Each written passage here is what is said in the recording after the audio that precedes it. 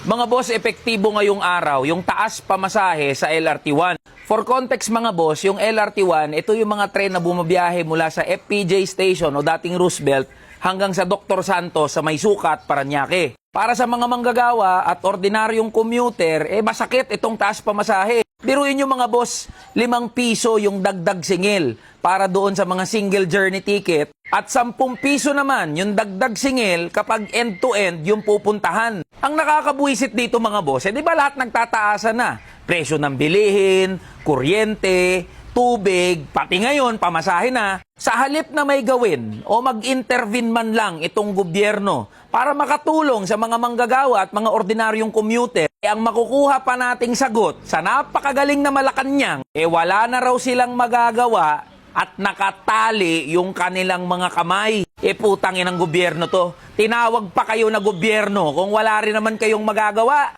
Ano pang silbi na nandyan kayo? Magsialis na kayo dyan! Hindi naman kami pinanganak kahapon para maniwala dyan sa sinasabi nyo na walang magagawa ang gobyerno. Ngayon nga kahit walang pasok, naka-recess ang Kongreso, pwedeng magpatawag ng hearing kung gugustuhin. Pag meron nga kayong kaaway sa politika, di nyo kabaro, pwede nyong immobilize. Lahat ng ahensya ng gobyerno, magtutulong-tulong kayo para mapin down yung kaaway ninyo. Tapos kapag issue ng mga manggagawa, ng mga commuter, tungkol dito sa taas singil, taas pamasahe, bigla kayong walang kapangyarihan, bigla kayo walang magagawa ngayon. Magtapatan na lang kasi tayo. Pag ayaw nyong may gawin, may dahilan. Pero pag gusto, maraming paraan. Di tignan natin, bakit ba sinasabi nyo na wala kayong magawa?